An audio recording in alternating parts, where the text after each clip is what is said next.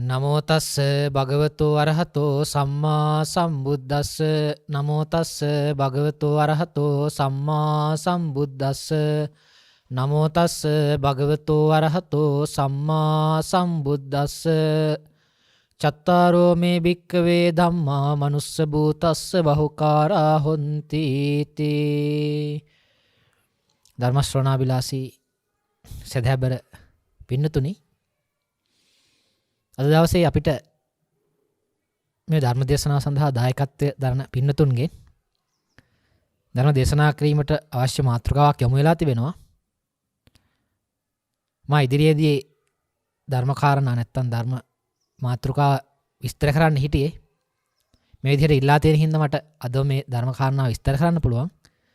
මම මීට පෙර ඔබට මේ ගාථා පාඨයෙන් ඉදිරිපත් කරමින් සූත්‍ර දේශනාවක් නැත්නම් ධර්ම දේශනාවක් සිදු කරනු ලැබුවා. සතර සෝතාපට්ටි අංග පිළිබඳව. ඉතින් පළවෙනි කාරණා දෙක සම්බන්ධයෙන් තමයි මම ඔබට විස්තර කරේ. කල්යාණ මිත්‍ර සේවනයේ සද්ධර්ම ශ්‍රවණය නැත්නම් සත්පුරුෂ සංසේවෝ සද්ධම්ම ශ්‍රවණම් කියලා. ඒක ඊළඟ කාරණා දෙක මම ඊළඟ ධර්ම දේශනාවකට තිබුණා. ඒ කාරණා දෙක සම්බන්ධයෙන් තමයි මේ පින්නතුන් විසින් ඉදිරිපත් කරලා තියෙන අද මාතෘකා පාඩේ යොදාගෙන ඒක විස්තර කරන්න කියන කාරණාව. ස්වාමීන් වහන්සේ මීට පෙර දේශනාවේ සෝතාපට්ටි අංග මුල් දෙක විවර කරමින් ඉතිරි අංග දෙක යෝනිසෝ මනසිකාරය ධම්මානුධම්ම ප්‍රතිපදාව කියන ඉදිරි ධර්ම දේශනාවක සඳහන් කළ බැවින් මේ පිළිබඳ හෝ ස්වාමීන් වහන්සේ කැමැති පරිදි සද්ධර්ම විවර කරමින් සිදු කරන ලෙස ධර්ම දේශනාවක් සිදු කරන්න කියලා මේ දායකත්ව දාන පින්නතුන් ඉල්ලා තියෙනවා. ඒ නිසා මමත් විස්තර කරන්න බලාපොරොත්තු වෙන හිටියාගේ මේ ඉල්ලීමත් පරිදි අද දවසේදී මේ සෝතාපට්ටි අංගවල ඊළඟ කාරණා දෙක වැදගත්ම කාරණා දෙක සම්බන්ධයෙන් විස්තර කරන්න තමයි බලාපොරොත්තු වෙන්නේ.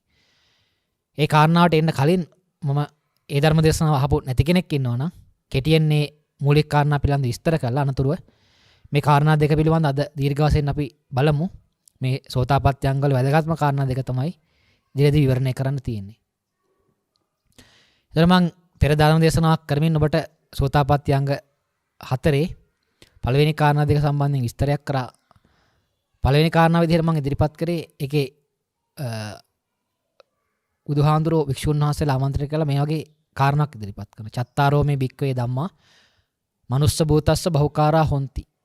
මහණෙනි මිනිසුන්ට උපකාරී වෙන බොහෝ උපකාරී වෙන කාරණා හතරක් තියෙනවා. ඔක සෝතාපට්ටි අංග විදිහට තව සූත්‍ර දේශනාවක තියෙනවා. මේ බහුකාර සූත්‍රයේ තියෙන වෙන විදිහකට බොහෝ උපකාරී වෙනවා කියලා. මේකට යට සූත්‍රයේ තියෙන ප්‍රඥා වැඩි වීමට උපකාරී වෙනවා කියලා මෙහෙම විවිධාකාරයෙන් මේ කාරණා හතර විස්තර කරලා තියෙනවා. එතකොට මිනිස්සුන්ට බොහෝ උපකාර වෙන කාරණා හතර මොකක්ද කියලා තියෙනවා කියලා බුදුහාමුදුරු විස්තර කළා. උන්වහන්සේ කෙටියෙන් කාරණා ටික සඳහන් කරලා තියෙනවා විතරයි. එතන විස්තර කිරීමක් කරලා නැහැ. පළවෙනි කාරණා විදිහට පෙන්නන්නේ සද්ධා මේ කල්යාණ මිත්‍ර සේවනය නැත්නම් සත්පුරුෂ සංසේවෝ. කල්යාණ මිත්‍ර සේවනය. එතකොට කල්යාණ මිත්‍ර සේවනය කියන කාරණාව ගත්තාම අපිට සාමාන්‍ය උදව්වක් පදව්වක් කරන අතමාරුවක් කරගන්න පුළුවන්. ඒ වගේ පුද්ගලයත් කල්යාණ මිත්‍රයෝ කියලා අපි සඳහන් කරනවා ලෞකික අර්ථයෙන්. එතකොට ඒකත් සාමාන්‍ය අර්ථයෙන් හරි වෙන්න පුළුවන්. හැබැයි මෙතන කල්යාණ මිත්‍රයා කියන්නේ ඊට වඩා ගැඹුරු අර්ථයකින් බුදුහාමුදුරුවෝ. මම එහි කලින් සූත්‍ර දේශනාව විවරණය කරනකොට තාවතින්ස දෙයයන් සත්පුරුෂයා කියන්නේ කාටද කියලාත් විස්තර කරා. මව්පියන් පුදන, කුලදෙට්ටුවන් පුදන, ක්‍රෝධය නොකරන, මසුරු මාල දුරලන, සත්‍ය කතා කරන, පරුස වචනෙන් වැළකුණු නැත්නම් කියලාමින් වැළකුණු මේ විදිහට කාරණා හතකින් යුක්ත පුද්ගලයා සත්පුරුෂයා විදිහට තාවතින්ස දෙවියන් කියනවා කියන කාරණාත් මම දීර්ඝ වශයෙන් එදා විස්තර කරලා දුන්නා ඔබට. ඒක අහලා තියෙනවනම් මතක් කරගන්න නැත්නම් සූත්‍රයක් තියෙනවා සත්වත කියලා ඒ සූත්‍ර දේශනාව පොඩ්ඩක් අධ්‍යයනය කරන්න. එතකොට බුදුහාඳුරන්ගේ කල්යාණ මිත්‍රයා කියලා කියන්නේ ඊට වඩා ගැඹුරු අර්ථයෙන් විවරණය කරන එක. ඒතර බුදුහාඳුරන්ගේ කල්යාණ මිත්‍රයා කියන කාරණාව තියෙන වෙන මෙහෙම පාඩයක් අංගුත්තර නිකාය 1 වෙනි පාඩේ තියෙන සූත්‍ර දේශනාවල නාහම් බික්කේ අඤ්ඤං එක දමාමි සමනුපිස්සාමි යං uppannං වා අකුසල ධම්මා පහියන්ති අනුප්පන්නං වා කුසල ධම්මා uppajjanti යති දම් බික්කවේ කල්යාණ මිත්‍රතා. මහණෙනි මම මගේ ਸਰවඥතා ඥාණයෙන් මම දකින්නේ නැහැ උපන්න කුසල් දුරවන නූපන් කුසල් උපදින ධර්මයක්. නැත්නම් උපන්න කුසල් දුරවන නූපන් කුසල් නූපදින එකදු ධර්මයක්වත් දකින්නේ නැහැ කල්යාණ මිත්‍ර සේවනයේ තරම් කියලා. එතකොට කල්යාණ මිත්‍රයා ආශ්‍රය කරොත්, කල්යාණ මිත්‍රයා සේවනය කරොත් ඔබගේ උපන්න කුසල් දුරු වෙන්න ඕන, නූපන්න කුසල් නූපදින්න ඕන. එතකොට එහෙම සාමාන්‍ය පුද්ගලයෙක් ආශ්‍රය කිරීමෙන් එක වෙන්නේ නැහැ. ඒ කල්යාණ මිත්‍රයා තුළ. මේ කල්යාණ මිත්‍රාර්ථය ගැඹුරුයි කියලා කියන්නේ ඒකයි. ඒතර උපන්න කුසල් දුරු වන්න නම් නූපන් කුසල් උපදින්න නම් කල්යාණ මිත්‍රයා කියන එක ආර්ය අර්ථයෙන් ගන්න ඕන අපිට. සාමාන්‍ය අර්ථයෙන් නෙවෙයි, ලෞකික අර්ථයෙන් ගන්න ඕන. එතකොට කල්යාණ මිත්‍රයා කියන්නේ මෙන්න මේ උපන්න කුසල් දුරු කිරීමට, නූපන්න කුසල් නූපදීමට, නැත්නම් නූපන් කුසල් උපදවීමට, උපන් කුසල් වැඩි දියුණු කිරීමට අවවාද අනුශාසනා දෙන්න, මාර්ගය පෙන්වා දෙන්නා තමයි කල්යාණ මිත්‍රයා විදිහට පෙන්වන්නේ. එතකොට බුදුවරු රහතන් වහන්සේලා ධර්ම මාර්ගය තේරුම් ගත්ත පුද්ගලයා තමයි කල්යාණ මිත්‍රයෝ විදිහට ගන්න ඕන ගැඹුරු මාර්ථය. එතකොට මේ කල්යාණ මිත්‍රයා කියලා දෙන දේ තමයි සද්ධර්මයේ විදිහට අපි තේරුම් ගන්න ඕන. මොකද ධර්මයේ සද්ධර්මයේ කියලා සමාජයේ කොටස් ගොඩක් තියෙනවා. අපි අන්‍ය ආගම් වල තියෙන දේවල්ට ධර්මයේ කියලා කියනවා, ධහම කියලා කියනවා, සුභා ධර්මයේ කියලා කියනවා. සමහරව ධර්මයේ කියලා හිතන් ඉන්නේ බුදුහාමුදුරුවෝ කියලා හිතන් ඉන්නේ. අම්මාලා තාත්තා සලකන එක, යහපත් දේවල් කරන එක, පින් කරන එක, පව් කරන්නේ නැතුව ඉන්න එක, සිල් සමාදන් වෙන එක, වන්දනාමාන කරන එක, දානි පූජා කරන එක, සමත භාවනාවක් කරන එක. මෙහෙම තමයි අපේ කට්ටිය හිතන් ඉන්නේ බුදුහාමුදුරුවෝ කියපු ධර්මයේ කියලා. සද්ධර්මයේ කියලා. මේක තමයි නිවන්ගාමී මාර්ගය කියලා අපි හිතන් ඉන්නේ. හැබැයි තේරුම් ගන්න ඕනේ බුදුහාමුදුරුවෝ සද්ධර්මයේ දේශනා කරලා තියෙන පුද්ගලයා තුල නෙමෙයි. පුද්ගලයා තුල මොහොතින් මොහොත ක්‍රියාත්මක කරන ෂණයක් පාසා ක්‍රියාත්මක වෙන්නේ පංචස්කන්ධ, ස්කන්ධ පංචකේ නම් වූ සියුම් ධර්මතාවය තුල. ඒතර පුද්ගලයා කියලා කෙනෙක් ජීවත් වෙන හැම කෙනෙක් නැහැ කියලා හැම නෙමෙයි කියන්නේ සම්මතාර්ථයෙන් තියෙනවා. හැබැයි පරමාර්ථ වශයෙන් ගත්තාම පුද්ගලයා තුල මොහොතින් මොහොත ඉපදෙමින් නැසෙමින් යන ස්කන්ධ පංචකය කියන පංචස්කන්ධ ක්‍රියාවලියක් සිද්ධ වෙනවා. ඒ ස්කන්ධ පංචකය තුල තමයි ධර්මයේ හෝ අධර්මයේ කියන එක ක්‍රියාත්මක වෙන්නේ. පුද්ගලයා යහපත් වන්නේ ස්කන්ධ පංචකය නිවැරදිව භාවිතා කරාම, පුද්ගලයා වැරදි පුද්ගලෙක්, අයහපත් පුද්ගලෙක් බවට පත් වෙන්නේ ස්කන්ධ පංචකය වැරදිව පාවිච්චි කරාම. ඒතර සද්ධර්මයේදී කරන්නේ, සද්ධර්මයෙන් පෙන්වන්නේ මොකද්ද?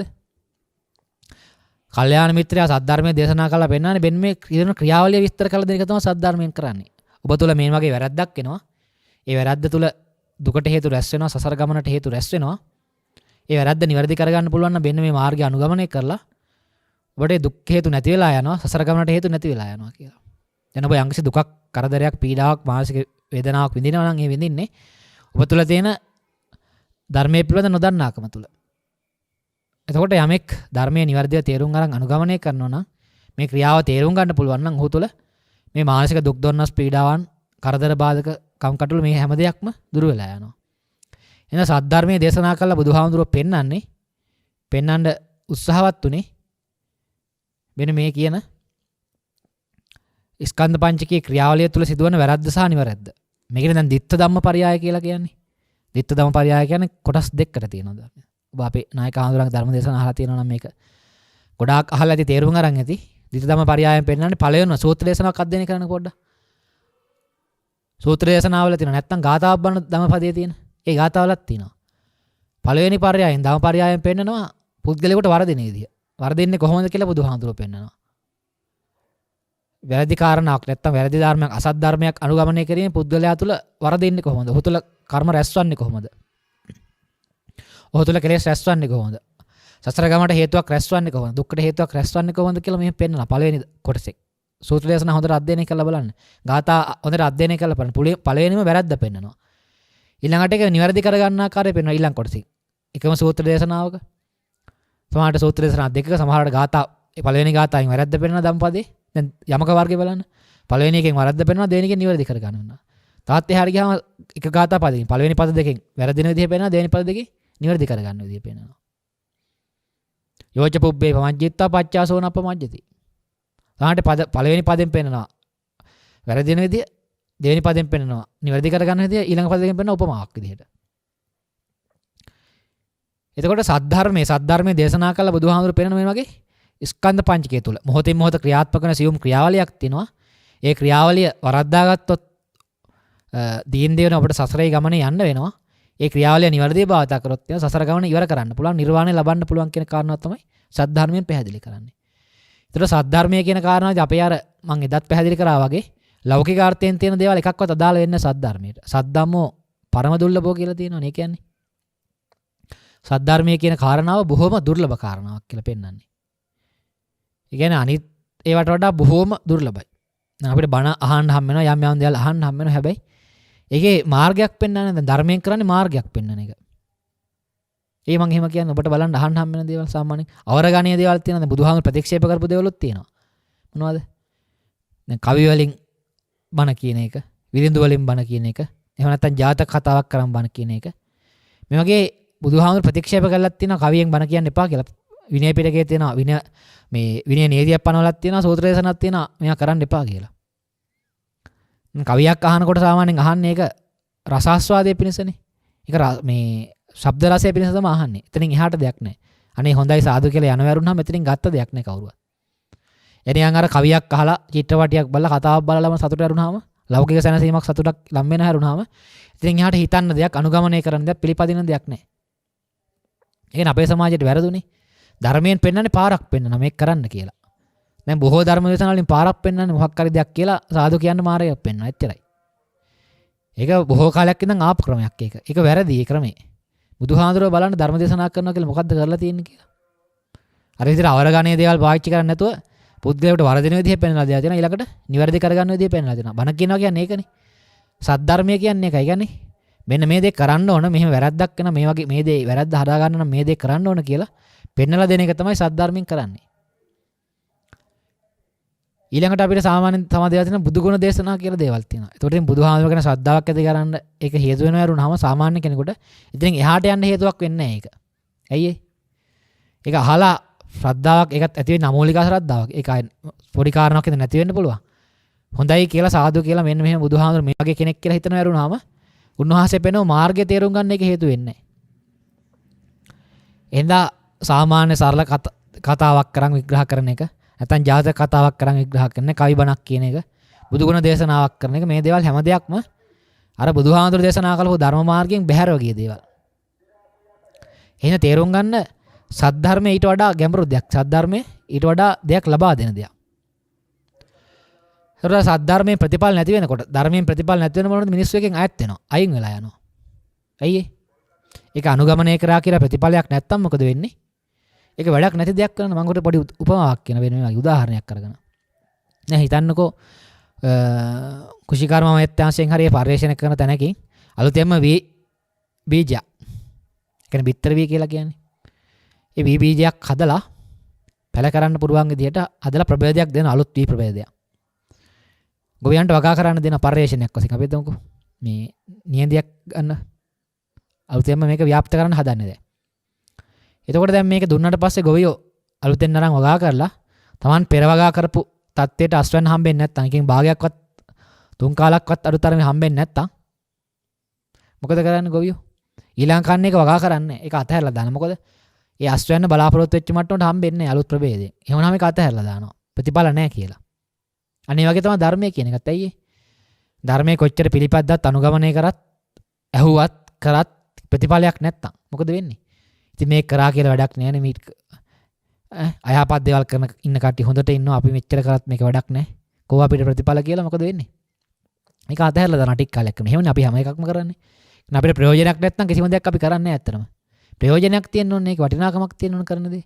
ඒක සෑහෙන කාලයක් මහන්සි වෙලා කොච්චර කරත් හම්බෙන්නේ නැත්නම් මොකද වෙන්නේ? ඒකෙන් මිනිස්සු ටික ටික ඈත් වෙනවා. ඒ කියන්නේ ධර්මයෙන් ටික ටික සමහරව ඈත් වෙන්නේ. ඒක කරාට හරියන්නේ නැහැ කියලා මේක කරාට මේක වෙන්නේ නැහැ කියලා කියනවා.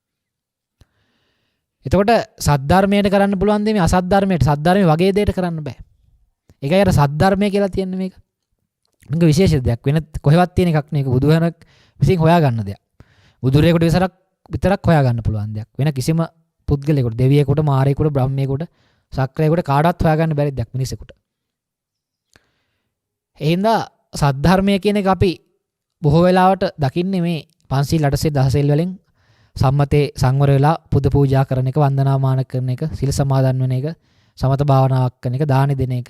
මේ වගේ සාමාන්‍ය කාරණාවක් තමයි ධර්මයේ විදිහට දකින්න. ඒ කියන්නේ පුද්ගලයා මූලික කොටගෙන. හැබැයි බුදුහාඳුරන්ගේ සද්ධර්මයේ ක්‍රියාත්මක වෙන්නේ පුද්ගලයා මූලික කොටගෙන නේ ස්කන්ධ පංචකයේ මූලික කොටගෙන. ඉතින් ස්කන්ධ පංචකය තුල පිළිබඳ අවබෝධයටපත් වෙන ස්කන්ධ පංචකේ වර්ධින්නේ කොහොමද? ස්කන්ධ පංචකේ නිවැරදි කරගන්නේ කොහොමද? පංච උපාදානස්කන්ධය දුරු කරන්නේ කොහොමද? ඒක සුද්ධ වූ ස්කන්ධයන් පංචස්කන්ධ හටගන්නේ කොහොමද කියලා. මේ චතුරාර්ය සත්‍ය කියන්නේ මොකද්ද? මේ පටිච්චසමුප්පාදය කියන්නේ මොකද්ද? ත්‍රිලක්ෂණය කියන්නේ මොකද්ද? සතර සතිපට්ඨානය කියන්නේ මොකද්ද? මේ හැම එකක්ම ක්‍රියාත්මක වෙන්නේ පුද්ගලයා තුළ නේ ස්කන්ධ පංචකය තුළ. එක මොහොතක් තුළ චතුරාර්ය සත්‍ය ක්‍රියාත්මක වෙනවා. එක මොහොතක් තුළ එක ස්කන්ධ පහක් තුළ පටිච්චසමුප්පාද අංග 12ම යනවා. ත්‍රිලක්ෂණය කියන එක බාහිරට ගලපන්න පුළුවන් එකක් නෙවෙයි. ඒක ස්කන්ධ පංචකය තුළ දකින්න ඕන දෙයක්. එක මොහොතක් තුළ එක ෂණයක් තුළ දකින්න ඕන දෙයක්. සතිපට්ඨානෙ වඩනවා කියන්නේ මේ බාහිරේ තියෙන සිහියක් දිනු කරන එකක් නෙවෙයි. ස්කන්ධ පංචකයේ දැකීමේ හැකියාවක්, ඒ කියන්නේ කෙලස් දැකීමේ හැකියාව දිනු කරගන්න එක. ඒකයි සතිපට්ඨානෙ වඩනවා, සිහිය වඩනවා කියන්නේ කියලා. මේ විදිහට මෙන්න මේ ගැඹුරු කාරණා පිළිබඳ තේරුම් ගන්න එක, අවබෝධ කරගන්න එක තමයි සද්ධර්මයෙන් කරවලා දෙන්නේ. එතකොට යාළ ප්‍රත්‍යක්ෂ අවබෝධයක්. ඒ කියන්නේ දැනුමක් නෙවෙයි. ප්‍රත්‍යක්ෂ අවබෝධයක් එනවා. මෙන්න මේක තමයි අනුගමනය කරන්න ඕන මාර්ගය. මේක තමයි සද්ධර්මය කියන එක. ඒකට අවබෝධයටපත් වෙනවා කියන සෝවාන් වෙනවා කියලා. සෝවාන් ඵලයටපත් වෙනවා කියලා. ඒතර මුලින්ම මේක හරියට ප්‍රත්‍යක්ෂ වශයෙන් පස්සතෝ කියන ඥානතෝ පස්සතෝ කියලා වචන දෙකක් තියෙනවා. එතකොට ඥානතෝ කියලා කියන්නේ දැනීම කියන එක. පස්සතෝ කියලා කියන්නේ දැකීම කියන එක. වැද දෙකක්. දැන් සම්මා දිට්ඨි කියන එකට යහපත් දැකීම කියලානේ කියන්නේ. දැක්මක්. ඒ කියන්නේ තමන්ට ප්‍රත්‍යක්ෂ අවබෝධයක් කියන එක දැක්ම කියලා කියන්නේ. දැන් ගොඩක් දෙනකොට දැනීම තියෙන ඥානතෝ තියෙන පස්සතෝ නේ. දැකීම නැහැ. ඉතින් තේරුම් ගන්න මම හැම වෙලාවෙම කියනවා ගොඩාක් දේවල් තේරුම් ගන්න එක, ගොඩාක් දේවල් කටපාඩම් කරන එක නෙමෙයි වැදගත් වෙන්නේ. තමන්ට තේරුම් ගන්න පුළුවන් ක්‍රමයකින් ධර්ම පරයායකින් තේරුම් අරන් අනුගමනය කරන එක තමයි වඩා වැදගත් වෙන්නේ. මේ කාලේ මට මුල් කාලේ කියන්නේ මීට අවුරුදු 5කට 6කට 7කට කලින් එහෙම මට තිබුණා ගොඩාක් දේවල් පාඩම් කරන්න ඕන කියන කාරණාවක්. මට මතක ශක්තිය හොඳට තියෙනවා. ටිකක් පාඩම් කරලා ගොඩක් මතක තියාගන්න පුළුවන්. එහෙනම් මට ගොඩාක් දේවල් මතක තියාගන්න ඕන කියන අදහස තිබුණා. එහෙනම් මම ගොඩාක් පාඩම් කරලා ගොඩාක් කියවලා පොත්පත් හරියට දහස් ගාණක් කියවලා ගොඩාක් දේවල් මතක තියාගන්න උත්සාහවත් වුණා. පස්සේ කාලෙක මට තේරුණා.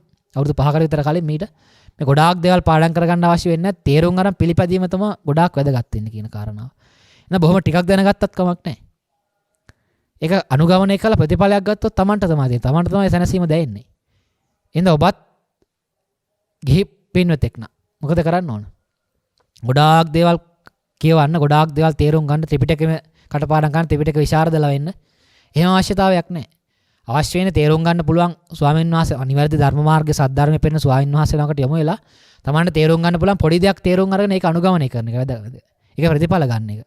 දැන් හාමුදුරනම කරනම් දැන් එකම දේ කියන්න බැරි හින්දා කීපයක් අවශ්‍ය වෙන පාඩම් කරගන්න මේවා කරගන්න. ගිහියන්ට නම් ගොඩාක් ඕනේ. ගොඩාක් කට්ටිය මගෙන් අහලත් තියෙනවා. ත්‍රිපිටකය කියවන්න ඕනද? ත්‍රිපිටකේ සමහර හාමුදුරුවොත් එහෙම කියනවලු. ත්‍රිපිටකය කියවන්න ඕන, මේක කියලා තේරුම් ගන්න ඕන, මේක පාඩම් කරගන්න ඕන කියලා.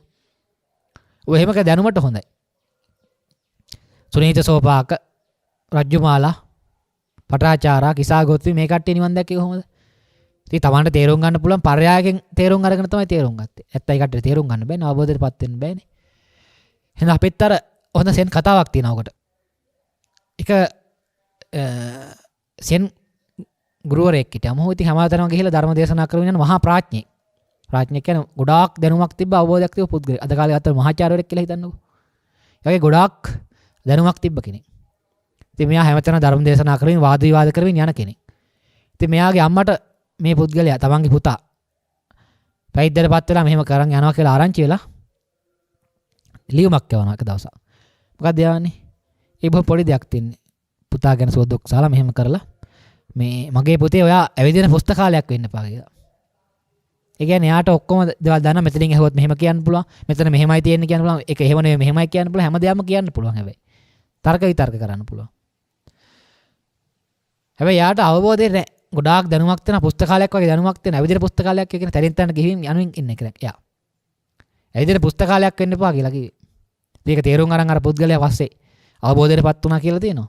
එහෙනම් අපිටත් කියන්න තියෙන්නේ ඇවිදින පුස්තකාලයක් වෙන්න එපා.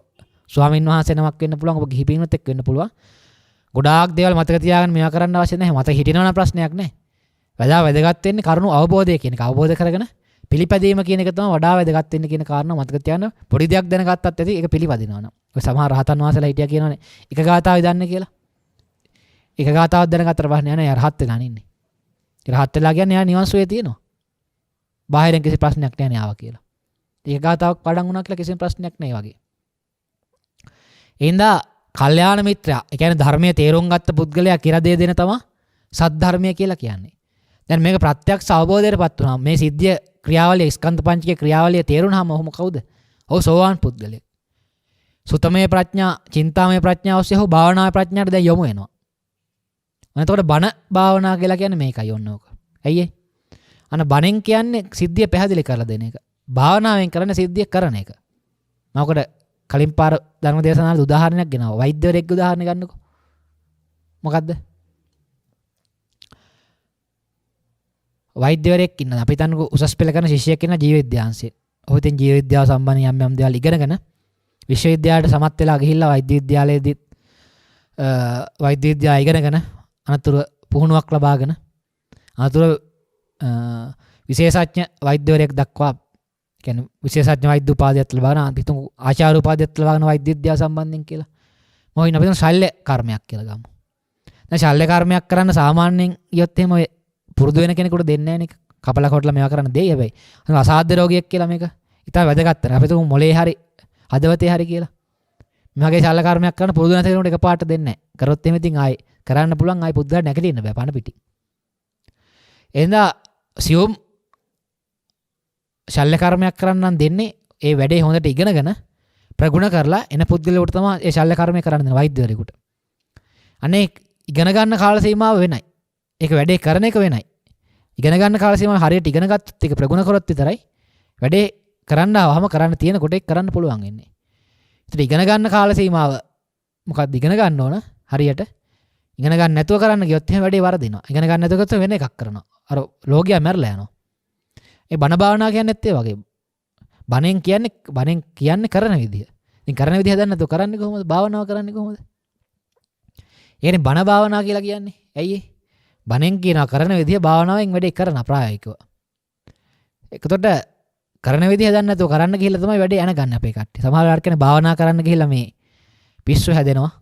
මානසික රෝග හැදෙනවා. විවාහ ජීවිතේ කඩා කප්පල් වෙනවා. එහෙම නැත්නම් ජීවිතේ එපා වෙනවා. මගේ ගොඩාක් දේවල් කියනවා නිකන්. ඔය ඉතින් ඒක තේරුම් ගන්න නැතුව භාවනා කරන. ඒ සමත භාවනාවනේ කරන්නේ. විදර්ශනා භාවනා කරන්න තේරුම් ගන්න ඕනේ. වන අහලා තේරුම් ගන්න ඉන්න මුලින්ම. ඉතින් සමත භාවනාව කරන්න නම් ඉතින් මොනවද තේරෙන්න ඕනේ? මොකක් හරි වාක්‍ය ටිකක් කියලා, වචන ටිකක් කියලා සමත භාවනාව කරන්න පුළුවන්. එහෙනම් තේරුම් ගන්න. ඔය තේරුම් ගන්න නැතුව භාවනා කරන්න ගියාම තමයි ප්‍රශ්නේ වෙන්නේ. සමහරවිට සමත භාවනාවේ තියෙන පිළිකුල් භාවනාව කියලා. ඉතින් පිළිකුල් භාවනාවේ මොකද්ද කරන්නේ? ශරීරය පිළිකුල් කරන එකනේ කරන්නේ. මේ කොටස් 32ක් තියෙනවා මේකගේ. මෙයාගේ යරා ජීර්ණ තත්ත්වයටපත් වෙනවා මෙහෙම අප්‍රසන්නයි කියලා. ඒක රාගය අධික කෙනෙකුට හොඳයි ඒක. తాවකාලිකව රාගය දුරු කරගන්න. ඒ කියන්නේ යට කරගන්න. හැබැයි ඉතින් ඕක දැන් අපි හිතන විවාහ වෙලා ඉන්න දෙන්නෙක් කරනවා කියලා. එතකොට මොකද වෙන්නේ? මෙයාගේ හිතේ සංකල්පයක් ගොඩ නැගෙනවා. එතකොට ඒ විවාහ ජීවිතය අසාර්ථක වෙනවද කොහොමද? දැන් සමහරව මම දැකලා තියෙනවා කියනවා ඒ කාලේ මම ඔය පැවිද්දට කලින් එහෙම මම ධර්ම දේශන අහලා සාකච්ඡා ගොඩාක් අහලා තියෙනවා. සමහර පොතපතේවත් මම දැකලා තියෙනවා. එතකොට අහනවා මේ විවාහ වෙච්ච කෙනෙකුට මේ දේ කරන්න හොඳ නැහැ නේද කියලා. ඔය ඉතින් ඒක බුදුහාමුදුරුවෝ කියලා තියෙන එකක් නෙවෙයිනේ. ඔක සමත භාවනාවට සමත 40 කර්මස්ථානවලනේ ඔක තියෙන්නේ. පිළිකුල හොඳයි සාමාන්‍යයෙන් ගොඩක් රාගය තියෙනකොට රාගය తాවකාලිකව අඩු කරගන්න. නැතුව අර විදිහට හිතේ සංකල්පයක් ගොඩනගන කරන්නේ මෙයා. මේක හොඳ නැහැ මේක හොඳ නැහැ කියලා හිතේ සංකල්පයක් ගොඩනගන. එහෙනම් මොකද වෙන්නේ ඊට පස්සේ? ඒකට ඉතින් විවාහ ජීවිතේනේ දකින්න කෙනා එපා වෙනවා. අට්ටික සංඥා වැඩිව කරලා දෙන්න හාමුදුරනවා. එයා දිගින් දිගටම අට්ටික සංඥා වැඩිවම මොකද වෙන්නේ? එයාගේ අර බාහිරේ දකින්න හැම දෙයක්ම මේ වගේ පේන්න ගන්නවා. ඒ හින්දා තව භාවනා කරන දෙන සමත භාවනාව කරන කෙලස් යට කරන මොකද වෙන්නේ? එයාගේ කෙලස් යට කරාට මේ ඒක දරා ගන්න බැරි වෙලා මොකද වෙන්නේ? හිත වෙනත් පැත්තට ගිහලා එයාගේ මානසික රෝගයක් බාටපත් වෙනවා. පිස්සුවක් හැදෙන්න පුළුවන්. මට නම් කොහොම තරම් කට්ටිය හම්බෙලා තියෙන සමහර වෙලාවට ඒ හිතේ ඇති වෙන දේවල් තේරුම් ගන්න බැරි වුණා තමයි මේ කට්ටියට මේක වෙන්නේ. සමහරුන්ට බුදුහාමුදුරුවෝ පේනවා වගේ දැනෙනවා. දෙයියෝ ඇවිල්ලා කතා කරනවා වගේ දැනෙනවා. ඒ ගොඩාක් ඔක්කොම මානස වික්ෂේප්ත වෙලා කට්ටියගේ. කියන්නේ මානසික රෝගයන් තියෙන කට්ටියට. පිස්සු කියන එක නෙවෙයි පිස්සු කියලා කියන්නේ. ඒක උග්‍ර අවස්ථාවක් නේ. මේක සාමාන්‍ය මානසික රෝගයන් යම් තියෙනවා. දැන් ඔය බීනෝන් මාදේ ස්කිසොෆ්‍රේනියා කියන එක හැදුනොත් එහෙමත් ඔය එක්කෙනා කතා කරන දේවල් දෙයියෝ ඇවිල්ලා කතා කරනවා අරයා කතා කරනවා මේවා කතා කරනවා මේවා පේනවා වගේ දේවල් පේන්න පුළුවන්. ඔගේ භාවනා කරනකොට හිතට එන දේවල් රැවටුනහම මොකද වෙන්නේ මේ පුද්ගලයා? හිතට එන දේවල් ඇත්ත කියලා හිතලා මොකද වෙන්නේ? ඒවට රැවටෙනවා. බුදුහාමුදුරුවෝ කතා කරා දෙයියෝ කතා කරා මට බලයක් තියෙනවා කියලා හිතලා මෙහෙම රැවටෙනවා. ඇයි එහෙම රැවටෙන්න කියන්නේ මොකද්ද? හේතුව මේ කට්ටිය බණක් ඇහුවේ නැහැ. භාවනා කරන්නේ කොහොමද කියලා තේරුම් ගත්තේ නැහැ. කවුරු හරි කේප එකක් කරලා මොකක් හරි කෙලස් යට කරලා සාමකාලික සමතයක් කරලා මොකද කරන්නේ? නියමිත ගුරු අසුරක් තොරව ගියොත් එහෙම මොකද වෙන්නේ මේ කට්ටියට? අර එනේන දේවල් වල රැවටෙනවා. හිතේ තියෙන දෙයක් කියලා පේන්නේ නැහැ ඒ කට්ටියට. මේ හිතට දැනෙන දෙයක් නෙවෙයි. ඒ හිත සංසුන් වෙනකොට ඒට අදාළව දේවල් පහළ වෙනවා. එතකොට ඒක රැවටෙනවා මේ කට්ටිය. රැවටිලා ඒ එක එක බල තියෙනවා. එක එක කට්ටිය කතා කරනවා. එක එක කට්ටිය පේනවා මට විශේෂ හැකියාවන් තියෙනවා. මේ දේවල් කරන්න පුළුවන් කියලා මේ කට්ටිය අර හිතට එන හිතුවලට රැවටෙනවා. අනේකයි කියන්නේ බණ භාවනා කරන්න ඕන. බණ අහලා කරන විදිහ හරියට තේරුම් ගන්න ඕනේ. නැත්නම් ඉතින් එක එක දේවල් වෙන වෙන දේවල් කරන්න පටන් ගන්නවා. එහෙම වුණාම තමයි ප්‍රතිඵල නැත්තේ. කොච්චර පිළිපැද්දත් ප්‍රතිඵලයක් නෑ අයියේ. ඒ කරන්නේ වෙන දෙයක් නේ. හරියට අහලා නෑ. අන්න හරියට අහගත්තොත් බණ හරියට අහලා තේරුම් ගත්තොත් ප්‍රත්‍යක්ෂ අවබෝධය තුළ ඔහුට ඊළඟට කරන්න ඕන දැන්. අන්න සෝවාන් වුණා කියන්නේ සිද්ධිය තේරුණා කරන්න ඕන විදිය. දැන් කරන වැඩේ තමයි තියෙන්නේ. මොකද කාමරාග ව්‍යාපාද දුරු කිරීම. ඔන්න යෝනිසෝ මනසිකාරය ධම්මානුධම්ම පටිපදාව කියන දෙකෙන් කරන්න තියෙන මේ දෙක. ඒ කියන්නේ මේ කෙලෙස් ඡය කිරීම විදර්ශනා භාවනාව තමයි දැන් ඔන්න කරන්න ඕන. එන තේරුම් ගන්න කිසිම පෘථග්ජනයෙක් තුළ යෝනිසෝ මනසිකාරය නැහැ කියන එක. යෝනිසෝ මනසිකාරය තියෙන ආර්ය පුද්ගලයන් තුළ. ඇයි එහෙම කියන්නේ? දැන් පළවෙනි කාරණා දෙක සම්පූර්ණ වෙච්ච පුද්ගලයාට දැන් තුන්වෙනි පියවරට යන්න පුළුවන්. දැන් භාවනාව දැන් තමයි ඔන්න ප්‍රායෝගිකව අනුගමනය කිරීමේ මාර්ගයට ඇවිල්ලා තියෙන්නේ. ඒ මං කියන්නේ යෝනිසෝ මනසිකාරය තියෙන ආර්යයන් තුළ විතරයි පෘථග්ජනයන් තුළ තියෙන්න බෑ කියලා. නෙමෙයි අන්ධකරණ සූත්‍රවල. ඊට අමතරව අයෝනිසෝ වගේ සූත්‍රවල බුදුහාමුදුරුවෝ පැහැදිලිව පෙන්නනවා කාම විතර්ක, ව්‍යාපාද විතර්ක, විහිංසා විතර්ක. කියන්නේ මේ අකුසල විතර්ක තුන දරා ගන්න බැයි නම් ආවහම දුරු කරන්න තේරෙන්නේ නැත්නම් වනාන්තරගත වෙන්න එපා, කැලයට යන්න එපා. අයියේ. ඒවා පාලනය කරගන්න බැරි වුණොත් එහෙනම් මොකද වෙන්නේ? සියදී නසා ගන්න තත්ත්වයට යන්න පුළුවන්. නැත්නම් පිස්සු හැදෙන්න පුළුවන්. නැත්නම් ඒක දරා ගන්න බැරුව හිත වික්ෂිප්ත වෙන්න පුළුවන්. මම එහෙම කට්ටිය දැකලත් තියෙනවා. ඔය හිතේ එන දේවල් පාලනය කරගන්න බැරුව ඒ කට්ටියට හිතනවා අපිට සුපිරි බලයක් තියෙනවා, මහා බලයක් තියෙනවා වගේ. මම එකපාරක් ආරණ්‍ය කියන කරම සිද්ධියක් දැක්කා. හොඳ උගත් පුද්ගලයෙක් ඇවිල්ලා භාවනා කරලා සමත භාවනා කරලා එයාට හිතෙනවා එයාට බලයක් තියෙනවා, මොකක් හරි තියෙනවා කියලා. ඊට පස්සේ මහා ටිකක් විශාල ගලකින් අඩි 10ක් 15ක් උස ගලකින් ඉතින් පියාඹල යන්න පුළුවන්, සුපර්මෑන් වගේ යන්න පුළුවන් කියලා එයාට හිතෙනවා. ඉතින්ලා මොකද කරන්නේ? මෙයා පයින්නවා. මැනට පස්සේ මොකද වෙන්නේ? මෙයාට තුවාල වෙනවා. දැන් මෙයාට හිතට පේන දේ මෙයා රැවටෙනවා. අර තේරුම් ගන්න නැතුව හිත පිළිබඳ තේරුමක් නැතුව ගියාම මොකද වෙන්නේ? ඒ හිතරනේ එක එක දේවල් වලට රැවටෙනවා. මොකක් හරි රැවටෙනවා. අන්තිමට භාවනා කරන මොකේට හරි රැවටෙලා එක්ක බුදු වෙලා කියලා හිතයි, එක්ක රහත් වෙලා කියලා හිතයි, එක්ක සෝවාන් වෙලා කියලා හිතයි, එක්ක මාර්ගඵල තියනවා කියලා හිතයි, එක්ක බල තියනවා කියලා හිතයි, එක්ක ඥාන තියනවා කියලා හිතයි, එක්ක ධානය තියනවා කියලා හිතයි. මොකේට හරි රැවටෙනවා. එහෙනම් අර කැලයට යන්න එපා කියලා කියන්නේ එකයි. මොකද මේ බාහිර ඉන්ද්‍රියන්ට කරන අරමුණු අඩු වෙනවා. එකම දේවල් තියෙන. එතකොට හිත තමයි ගොඩාක් වැඩ කරන්නේ. ඒතර හිතට විවිධ දේවල් එනවා. මමත් වනාන්තරවල ඉඳලා තියෙන, ආරණ්‍යවල ඉඳලා තියෙන, තනියම කුටිවල ඉඳලා තියෙන හින්දා මම දන්නවා ඒක හොඳටම.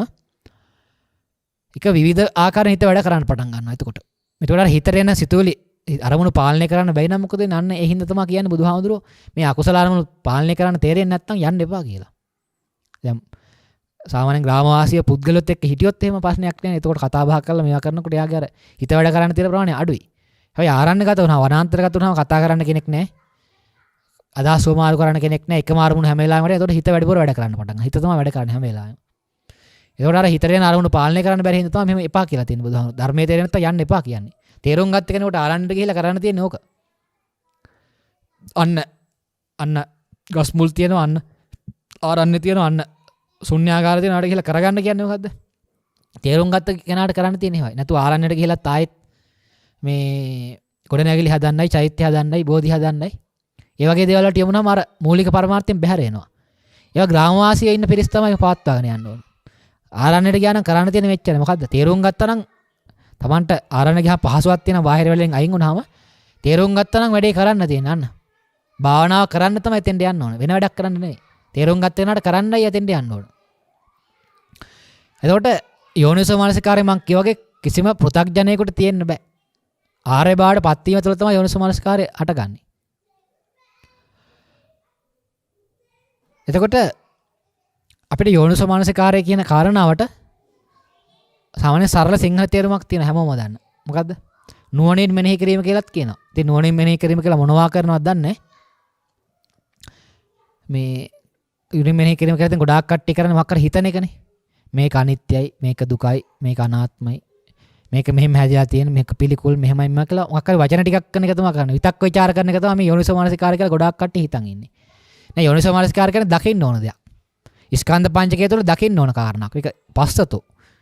දැක්ම තුළ ඒක දර්ශනයක් යෝනිසෝ මනසිකාරය කියලා කියන්නේ. ඒ නිසා තේරුම් ගන්න මේ යෝනිසෝ මනසිකාරයේ ක්‍රියාත්මක වෙන්නේ ආර්ය භාවයට පත්වීම තුළ. ආර්යයා තුළ මොහොතෙන් මොහොත ස්කන්ධ පංචකයෙන් පංචකයට මෙන්න මේ යෝනිසෝ මනසිකාරය කියන කාරණාව ධර්මතාවය ක්‍රියාත්මක වෙනවා. ඒක මොකද්ද මේ යෝනිසෝ මනසිකාරය කියලා කියන්නේ? දැන් ඔය අන්ධ කරන වගේ සූත්‍ර නැත්නම් අන්තරාමල් වගේ සූත්‍රවල බුදුහාඳුරු පෙන්නනවා යමෙකුට කාම විතර්ක, ව්‍යාපාද විතර්ක, විහිංසා විතර්ක කියන මේ තීරද අකුසල විතර්කයන් එනකොට ඒක දරා ගන්න, පාලනය කරන්න, දුරු කරන්න බැයි නම් මොකද වෙන්නේ? ඒ පුද්ගලයා ඒවට අහු වෙලා ප්‍රතික්‍රියා දක්වලා දුකට, කනගාටුවට, පීඩාවට පත් වෙනවා. සසර ගමනට හේතු රැස් කරනවා. ඕතල සිහිය නැහැ, යෝනිසෝ මනසිකාරය නැහැ කියන කාරණා බුදුහාඳුරු සිහි කරනවා. ඔය චරන්ත සූත්‍රයේදී නැත්නම් චර සූත්‍රය කියලා තියෙනවා මේක. කුද්දක නිකායෙත් වෙන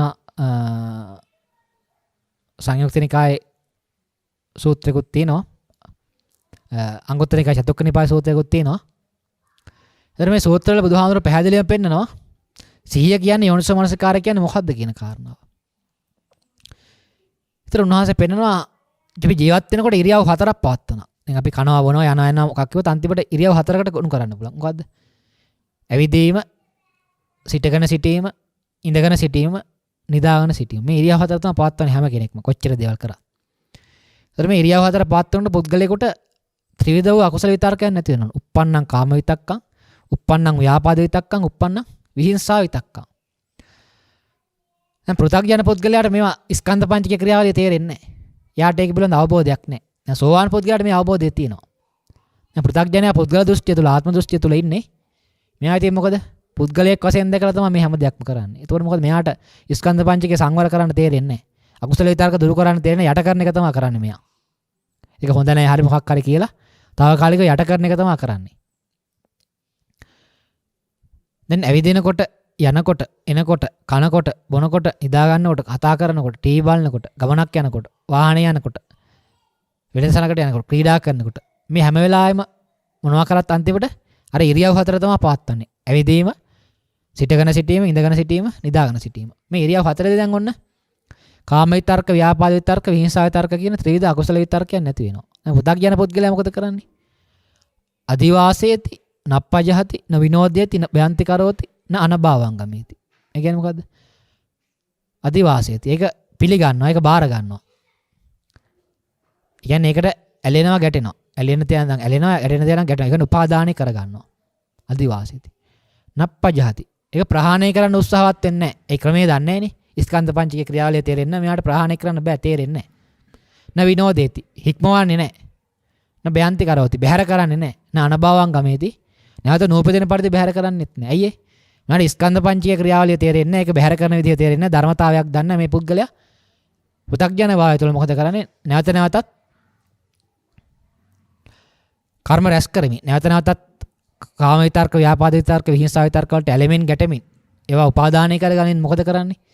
නැවත නැවතත් දුකට හේතු රැස් කරනවා. නැවත නැවතත් සසර ගමනට හේතු රැස් කරනවා. තණ්හාව රැස් කරනවා. කෙලෙස් රැස් කරනවා. එතකොට මේ පුද්ගලයා ධර්මයේ තේරුම් අරගෙන අහනවා යෝනිසෝ මනසිකාරය පිළිබඳ අවබෝධයක් තියෙනවා. යෝනිසෝ මනසිකාරයද මොකද්ද කරන්න ඕන? මෙයාට අවබෝධයක් තියෙනවා ස්කන්ධ පංචකයේ ක්‍රියාවලිය තුළ. යෝනිසෝ මනසිකාරය කොහොමද ක්‍රියාත්මක කරන්න කියලා දන්නවා. ඔය තුළ අයෝනිසෝ මනසිකාරය ඉවත් වෙනවා. යෝනිසෝ මනසිකාරය හට ගන්නවා.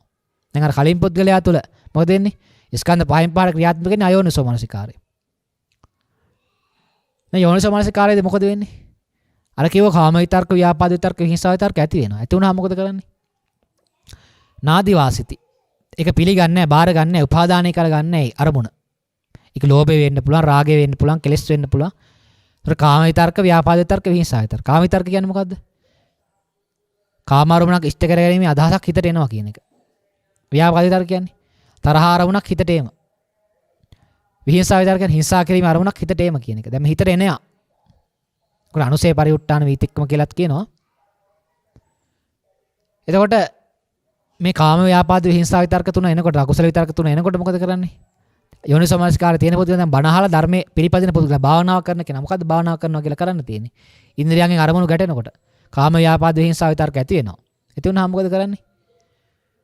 නාදි වාසයේ දෙක ඉවසන්නේ නැහැ, පිළිගන්නේ නැහැ, හොඳයි කියන්නේ නැහැ. ඒක ක්‍රියාත්මක කරන්නේ නැහැ. පජහති ප්‍රහාණය කරනවා. විනෝදේති හික්මවනවා. බ්‍යන්ති කරෝති බැහැර කරනවා. නභාවං ගමේති නැවත නූපෙරමයිද බැහැර කරනවා. ඒ කියන්නේ මොකද්ද? ප්‍රිය කාරණාව ඇලෙන්නෙත් නැහැ, අප්‍රිය කාරණාව ගැටෙන්නෙත් නැහැ. ප්‍රිය වුණා කියලා මේක හොඳයි, මට අවශ්‍යයි, මේක හොඳ දෙයක්, මේක නැවත නැවත ඕන කියලා ඒ අරමුණ උපාදානය කරගන්නෙත් නැහැ. අප්‍රියයි කියලා මේක එපා, වෙන එකක් ඕන, අපරාධ මේක හම්බුනේ කියලා ඒක බැහැර කරන්නෙත් ඒ උපාදානය කරගන්නෙත් නැහැ. එතකොට මොකද වෙන්නේ? අනුසයෙන් පරිඋට්ටාන වෙනවා වීතික්කම කරන්නේ නැති වුණාම මොකද වෙන්නේ? නැවත නූපදින පරිදි බැහැර වෙනවා කියන්නේ. කර්මක්ෂය වෙනවා. අනේක තමයි මේ නැවත නූපදින අනභාවංගමේති කියන එක තමයි කර්මක්ෂය කිරීමේ කර්ම එක. නැවත නූපදින පරිදි බැහැර කිරීම කියන එක. අනුසේ පරිඋට්ටාන වීතික්කම. දැන් මේකටම තමයි පහාන සංඥා. ගිරිමාන සූත්‍රයේ පහාන සංඥාව කියලා තියෙන්නේ. ප්‍රහාණය කිරීමේ සංඥා මොකද්ද? කාම විතර්ක, ව්‍යාපාද විතර්ක, විහිංසාව විතර්ක ඇති වෙනකොට ඒවා දුරු කරන එක තමයි. නැවත නූපදින පරිදි බැහැර කරන එක තමයි මෙන්න මේ පහාන සංඥාවේද කියන්නේ. ඒතර අනුසයෙන් හට ගන්නවා. අනුසය කියලා කියන්නේ හිතේ සැඟවිලා තියෙන අවස්ථාව කොහෙද තියෙන්නේ කියලා කියන්න බෑ. ඒ කාරණාවක් යෙදුනහම කාම ව්‍යාපාද විහිංසාව විතර්කයක් ඇති වෙන හේතුවක් යෙදුනහම බාහිර පරිසරයෙන් හෝ අභ්‍යන්තරයෙන්ම අර ඉදාගෙන හිටින දේ හිතට එනවා. ඒක කියනවා පරිඋට්ටාන කියලා. ඊළඟට කයට වචනයට දීලා ප්‍රතික්‍රියා දක්වන හිතෙන් විතක් ਵਿਚාර කරන එක. මේක තමයි මොකද්ද? වේතික්කම කියලා කියන්නේ. ඒකට අපිට ගන්නකො මෙහෙම අපිට ද්වේෂය ගන්නකො. ද්වේෂය කියන එක හිතට එනවා. හිත ඇඟිල්ල මට නම් තරහ නැහැ, මට නම් රාගය නැහැ, මට නම් ඊර්ෂ්‍යාව නැහැ කියලා කියන්න පුළුවන්. නෑ තමයි. දැන් මේ අවස්ථාවේදී නෑ තමයි කාටවත්. හැබැයි කාරණාවක් යෙදුන ගමන් තමයි එන්නේ. අර අනුසය තිබිලා එන්නේ. ඒවාම් පිටන්න අනුසය අනුහතේ නිබ්බන්දේ දුක්ඛ ඉදම් පුනප්පණක් කියන්නේ ඒකනේ. දුක් නෑ දැන් ඔබ සතුටෙන් ඉන්නවා. හැබැයි දුකට හේතු තියෙනවා යට වෙලා. අනේ යට තියෙන හේතු උඩට ආව ගමන් ඔබට දුක් ඇති වෙනවා. සතුට නැති වෙනවා. ඒ නැවත නැවත දුක් ඇති වෙනවා කියලා කියන්නේ. මේ අනුසය තියෙන තාක්ක. දැන් අනුසය ලෝභ දේශ මොහ කියන අකුසල මූලයන් තියෙනකම් මොකද වෙන්නේ? හේතුවක් යෙදුන ගමන් අනුසයෙන් එනවා. පරිඋට්ටාන වෙනවා. හිතට එනවා. පොන් දේශය කියලා. දේශය හිතට එනවා. දැන් පරණ බරොද්ද තියෙන්නේ මොකද්ද අපිට? ගහන්න හිතුනොත් ගහන ප්‍රතික්‍රියා දක්වනවා. බයින්න හිතුනොත් ප්‍රතික්‍රියා දක්වනවා බයිනවා. නැත්නම් ගහන්නත් බයින්නත් බයින්න මොකද කරන්නේ? මට වෙලාවක් එයිනේ. කවදා හරි දවසක දෙන්නම්ක වෙඩේ මමත් මේ තත්ත්වෙට එනවනේ. මමත් ලොක්කෙක් වෙනවනේ. මටත් වෙන වෙලාවක් එනද තනියෙන් අහු වෙන්න තෑ කියලා හිතෙන් විතක් ਵਿਚාර කරනවා. දැන් අපේ කටේ ගොඩාක් කියන ඉවසල බැරිම තැන කියලා. නෑ ඉවසල බැරිම තැන කියලා එකක් නෑ. ඒ පුද්ගලෙක් වශයෙන් ඉවසන්න ගියාම තමයි බැරි. ස්කන්ධ පංචකයේ ක්‍රියාවල තේරුම් ගත්තොත් මේ ඉවසීමේ සීමාවක් නෑ. මේ කට්ටිය ඉවසල බැරිම තැන කියලා කියන්නේ මේ කට්ටිය ඉවසන්නේ මොකද කරන්නේ? ඒ කට්ටිය බාහිරින් ප්‍රතික්‍රියා දක්වන්න නැතු උනාට, බයින්න ගියේ නැතු උනාට, ගහන්න ගියේ නැතු උනාට, ප්‍රතික්‍රියා දක්වන්න ගියේ නැතු උනාට මොකද කරන්නේ මේ කට්ටිය? හිතෙන් විතක් ਵਿਚාර කරලා හිතෙන් දිගින් දිගට මේ කර්මන යවනවා, වර්ධනය කරනවා. ඒක වර්ධනය කළා තරහ කියන එක වර්ධනය කළා පාලනය කරන්න බැරි අවස්ථාවක් ආවේ ගමන් මොකද වෙන්නේ? මේක පුපුරා යනවා. ඒක එළියට පයින්නවා. කයෙන් වචනෙන් එළියට පයින්නවා. වාක් ප්‍රහාරයක් හෝ අතින් ගහන එකක්, පයින් ගහන එකක්, ආයුධකෙන් පහර දෙන එකක් මේ වගේ ප්‍රහාරයක් දක්වා දුර දෙක යනවා. ඉතින් මේ කට්ටිය ඉවසලා නැහැ. මොකද කරලා තියෙන්නේ? හිත ඇතුලෙන් වඩලා. ඉවසවනම් මොකද වෙන්නේ?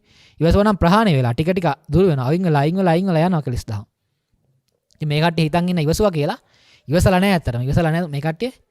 ඉවසන්නේ නැතුව එක්කෝ ඒ කාලේ ඒ වෙලාව යට කරනවා. මොනවද දන්නේ නැතුව ධර්මයක් දැන් යට කරනවා යරමුණ. එහෙම නැත්තම් කරන්නේ හිතෙන් යවනවා මේක. විතක් ਵਿਚාර කරලා අනුසයට හේතු ඉතුරු කරනවා ආයි. මම උදාහරණයක් කියන වැවක් අරගෙන ඔය දේශය කියන එක පුරා යනවා කියන එක.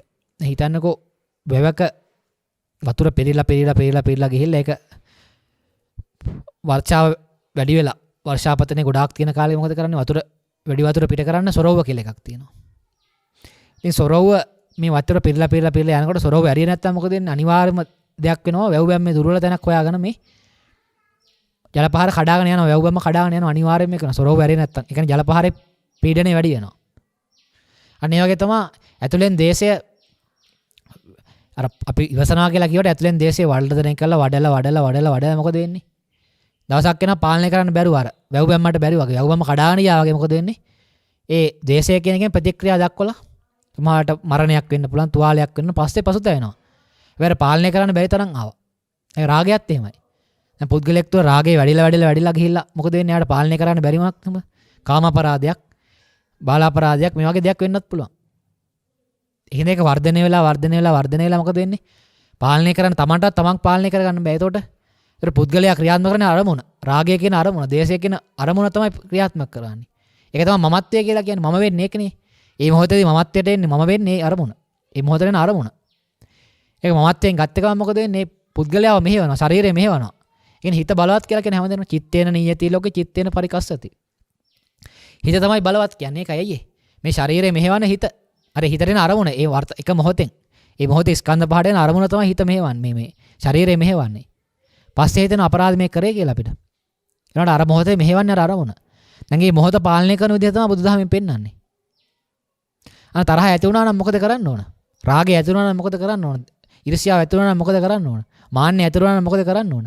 ඒකට විරුද්ධ ප්‍රතික්‍රියාව කරන්න ඕන. ඒක නොකර ඉන්න ඕන. කරන්න කරන එක නොකර ඉන්න එක තමයි භාවනාව කියන්නේ. ඒකනේ භාවනාවෙන් කරන්නේ මොකද්ද කියලා අහන්න එපා. පෙර කරපු වැරදි නොකර ඉන්න එක තමයි භාවනාවෙන් කරන්නේ. මේ විදර්ශනා භාවනාව. මේ මොහොතක් පාසා කරන භාවනාව, ඉන්ද්‍රියයන්ගෙන් කරන භාවනාව. යෝනිසෝ මනසිකාරය. මේ යෝනිසෝ මනසිකාරය.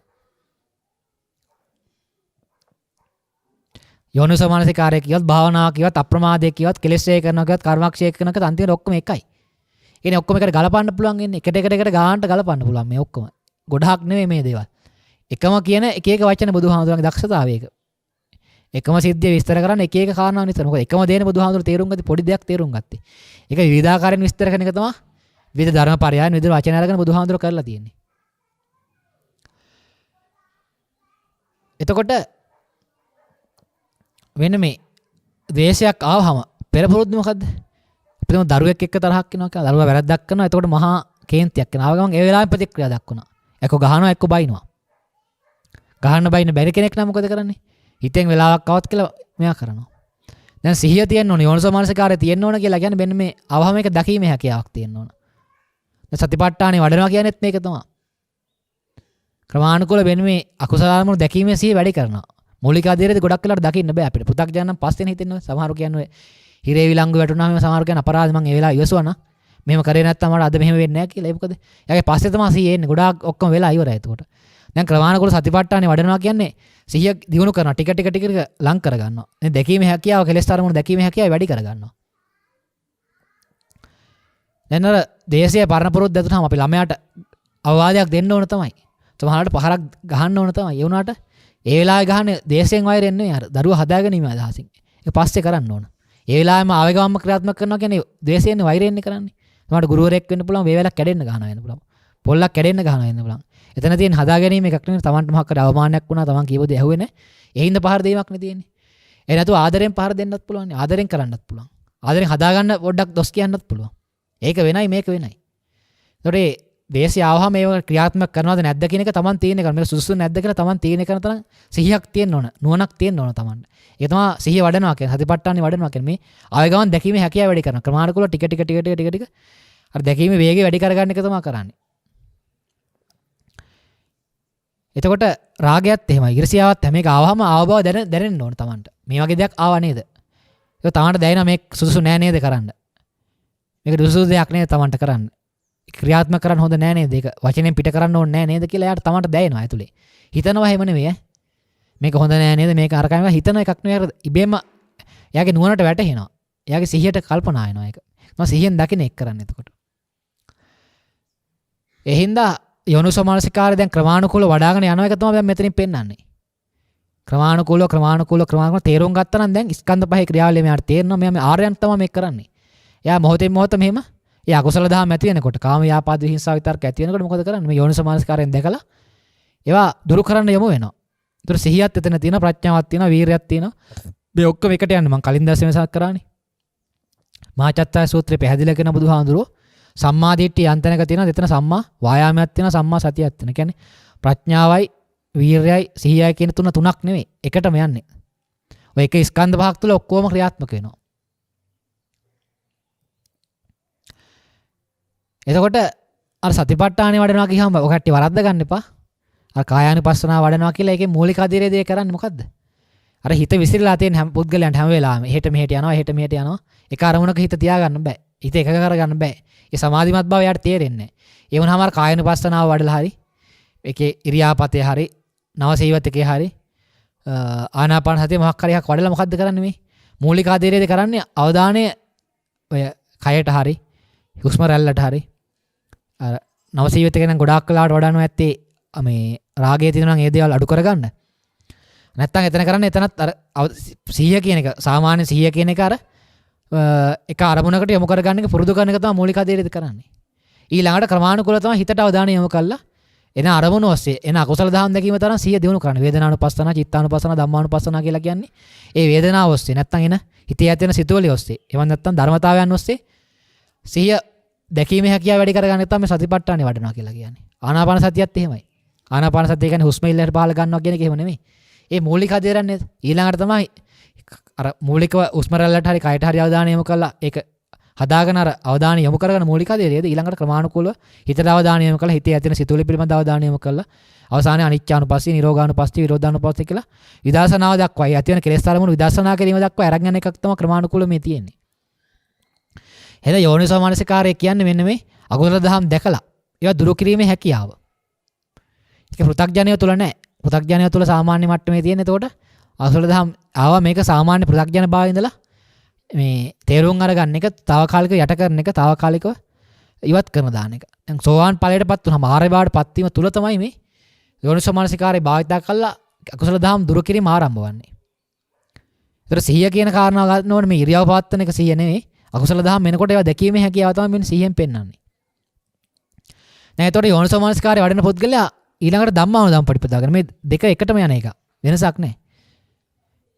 ඒතර ධම්මානුධම්ම පටිපදාව කියලා කියන්නේ මොකද්ද? ස්ටෙප් බයි ස්ටෙප්. පියවර් එන් පියවර, පියවර් එන් පියවර. පියවර් එන් පියවර යෝනිසෝ මනසිකාරය ක්‍රියාත්මක කරන එක තමයි ධම්මානුධම්ම පටිපදාව කියලා කියන්නේ. ස්කන්ධ පංචකයෙන් පංචක, ස්කන්ධ පහෙන් ස්කන්ධ පහ, ස්කන්ධ පහෙන් ස්කන්ධ පහ මෙන්න මේ අකුසල දහම් ඇති වෙනකොට, කෙලෙස් දහම් ඇති වෙනකොට ඒක දුරු කරන එක තමයි ධම්මානුධම්ම පටිපදාව කියලා කියන්නේ. පියවරෙන් පියවර, පියවරෙන් පියවර යෝනිසෝ මනසිකාර ක්‍රියාත්මක කිරීම ධම්මානුධම්ම පටිපදාවයි. ඒ ධම්මානුධම්ම පටිපදාව විස්තර කරන සූත්‍ර දේශනා 4ක් විතර තියෙන කන්දක වර්ගයේ පඨම, ဒုတိ ය, තතිය, චතුර්ථ අනුධම්ම කියලා. ඒක පෙන්වන්නේ අනුධම්ම. ඒ කියන්නේ ධම්මානුධම්ම ප්‍රතිපදා පිළිපදන පුද්ගලයාගේ අනුධම්ම ප්‍රතිපදා මොකද්ද? නැත්නම් ප්‍රතිපදා මොකද්ද? මාර්ගයේ පිළිපදන පුද්ගලයා කියලා පෙන්වනවා. මොකද්ද පෙන්වන්නේ? රූපං නිබ්බිදාය බහුලං විහෙරෙය්‍ය. වේදනා සංඥා සංකාර විඥාන කියලා ස්කන්ධ පහටම තියෙනවා. නිබ්බිදාය බහුලං විහෙරෙය්‍ය. ඒක සිංහල තේරුම නම් දීලා තියෙන නිබ්බිදාය කියන එකේදී කලකිරීමෙන් වාසය කරනවා කියලා. ඒතර කලකිරීමෙන් වාසය කරනවා කියන්නේ එපා වෙලා, අප්‍රිය වෙලා මේ වගේ කලකිරීමක් නෙන්නේ සිංහල අර්ථයෙන් ගත්තම නෑ. කලකිරීම වාසය කරනවා කියන්නේ මමත්වයෙන් ගැනීම කලකිරෙනවා මේ පුද්ගලයා. මගේ ආත්ම නැත්තම් නිත්‍ය සුඛාත්ම කරගන්න කලකිරෙනවා. උපාදානය කරගන්න මේ කලකිරෙනවා මේ පුද්ගලයා. උපාදානය කරගන්න දෙයක් නෑ බව දන්නවා. නිත්‍ය කරගන්න දෙයක් නෑ බව දකිනවා. ඒක තමයි කලකිරීම කියලා කියන්නේ. විදර්ශනාත්මක කලකිරීම. ඒතවර සාමාන්‍ය කලකිරීම නෙවෙයි. මොනවා රූපය ගැන කලකිරෙනවා කියනවා. රූපය ගැන කලකිරෙනවා කියම අපිට මතක් වෙන රූපය කියහම මොකද්ද? එක්ක ශරීරය මතක් කරන නැත්තම් බාහිර දේවල් මතක් කරන. මොකද්ද? ශරීරයේ කොටස් 32කට බෙදලා. ඉතින් ඒක කලකිරෙනවා. ඒක හොඳ නෑ. මේක පිළිගොල් කරන්න ඕන කියලා අන්න එහෙම කලකිරෙනවා. ඒ මොකද? ඒ පංචස්කන්ධේ රූප වරද්ද ගත්තාම. අතවිසි රූපේ රූප වෙනයි. ඒක හරි පඨවි ආපෝ තේජෝ වායෝ. පංචස්කන්ධේ රූප කියන්නේ රූපේ නෙවෙයි. මොකද්ද? රූප, ශබ්ද රූප, ගන්ධ රූප, රස රූප, පොට්ටබ්බ රූප. මේ ඉන්ද්‍රියයන්ට කරන අරමුණු. ඒ රූප ඒවා තමයි රූපස්කන්ධය කියලා කියන්නේ. ඒවා ගැන කලකිරෙනවා කියන්නේ මොකද්ද? ඒවා මමත්වයෙන් ගන්න කලකිරෙනවා. ඒවා උපාදානය කරගැනීමේ කලකිරෙනවා. ඒක තමයි කලකිරීම කියලා කියන්නේ. නැත්නම් අර බාහිර රූපය ගැන කලකිරෙන්න කියලා තමයි අපිට මේ සමහරට විවාහ ජීවිත කඩාකප්පල් වෙන්න. ජීවිතේ එපා වෙන්න, කලකිරෙන්න. මේ தත්ත්වයටපත් වෙන්නේ. ඒ කලකිරීමක් නෙවෙයි පෙන්වන්නේ. ස්කන්ධ පංචකයට ඇති වෙන අරමුණු. රූප, ශබ්ද රූප, ගන්ධ රූප, රස රූප, පොට්ටබ්බ රූප, ධම්ම රූප කියන මේ සයවිද වූ ආරම්මන රූප පිළිබඳ කලකිරීම තමයි මේ රූපස්කන්ධය ගැන කලකිරෙනවා කියලා කියන්නේ. වේදනා සංඥා සංකාර විඥානත් තියෙනවා. ඒ කියන්නේ ස්කන්ධ පංචකේ මමත්වයෙන් ගැනීමට කෙරෙහි කලකිරෙනවා. ස්කන්ධ පංචකේ උපාදානය කර ගැනීම පිළිබඳ කලකිරෙනවා කියන එක පෙන්වන්නේ මේ. එතකොට මේ යෝනිසෝ මනසිකාරයෙන් යුක්තව උපාදානය කර නොගෙන නැත්තම් කෙලෙස් දුරු කරමින් යන පියවරෙන් පියවරට යන එකට තමයි ධම්මානුධම්ම පටිපදාව කියලා කියන්නේ. ඊළඟට මම මේ පළවෙනි සූත්‍රයේ අනුධම්ම පළවෙනි සූත්‍රයේ තියෙන කිව්වේ. ඊළඟට දෙවෙනි, තුන්වෙනි, හතරවෙනි සූත්‍රවල තියෙනවා මේ රූප වේදනා සංඥා සංකාර විඥාන කියන ස්කන්ධ පහ අනිත්‍ය වශයෙන් දකිනවනම්, දුක්ඛ වශයෙන් දකිනවනම් තුන්වෙනි සූත්‍රය. දෙවෙනි සූත්‍රයේ තියෙන අනිත්‍ය වශයෙන් දකිනවනම් ඔහු ධම්මානුධම්ම පටිපදා පිළිපදිනවලු. ඊළඟ තුන්වෙනි සූත්‍රයේ තියෙන දුක්ඛ වශයෙන් දකිනවනම්, හතරවෙනි සූත්‍රයේ තියෙන අනාත්ම වශයෙන් දකිනවනම් ඔහු ධම්මානුධම්ම පටිපදා පිළිපදින පුද්ගලයෙක් කියලා. ඒතර අපි තේරුම් ගන්න ඕන මේ ස්කන්ධ පංචකයේ අනිත්‍ය දුක්ඛ අනාත්ම වශයෙන් දැකීම තමයි ධම්මානුධම්ම පටිපදාව කියලා පෙන්වන්නේ. යෝනිසෝ මනසිකාරය කියලා කියන්නේත් ඒකම තමයි ආයි. ඒ කියන්නේ වෙනම වචනයකින් එකම සිද්ධිය විග්‍රහ කරන්නේ. රූප වේදනා සංඥා සංකාර විඥාන කියන්නේ මොහොතක් පාසා ඇතිවෙමින් නැතිවෙමින් යන මේ ක්‍රියාවලිය නිත්‍ය සුඛාත්ම කරගන්න නැතුව, අසත් ධර්මේ භාවිතා කරන්නේ නැතුව අනිත්‍ය දක්ව අනාත්ම නම් වූ ධර්මයේ භාවිතා කිරීම තමයි ධම්මානුධම්ම පටිපදාව කියලා කියන්නේ. ඒ කියන්නේ ඒ මොහොත තුළ ඇති වෙන කෙලෙස් ධර්මයන් දුරු කිරීම. ඉතින් යෝනිසෝ මනසිකාරයේදී කෙලෙස් ධම් දැකලා දුරු කරනවා. ධම්මානුධම්ම පටිපදා දෙන්නේ ස්කන්ධ පහෙන් පහට මොහොතින් මොහොත පියවරෙන් පියවර මේ දුරු කිරීම තමයි ධම්මානුධම්ම පටිපදා කියලා කියන්නේ. ඒතකොට යෝනිසෝ මනසිකාරයේම මොහොතේ මොහොත ක්‍රියාත්මක කිරීම තමයි ධම්මානුධම්ම පටිපදාව කියලා කියන්නේ. ඒතකොට මේක තමයි භාවනාව කියලා කියන්නේ. කර්මක් ක්ෂය කිරීමේ කර්මය, කෙලෙස් ක්ෂය කිරීමේ භාවනාව. ඒතකොට අපි ළඟ හැම වෙලාවෙම තියෙන ධම්මානුධම්ම පටිපදා නෙවෙයි, අධම්ම පටිපදාව. ඒ කියන්නේ ස්කන්ධ පහෙන් පහට අපි ඒක උපාදානය කරා නැත්තම් නිත්‍ය සුඛාත්ම කරගන්නවා. ඒතකොට අනිත්‍ය දුක්ඛ අනාත්ම කියවම බාහිර දේවල් වලට ගලපලා තේරුම් ගන්න එපා. ස්කන්ධ පංචකයේ ක්‍රියාවලියක් අනිත්‍ය දුක්ඛ අනාත්ම කියලා කියන්නේ.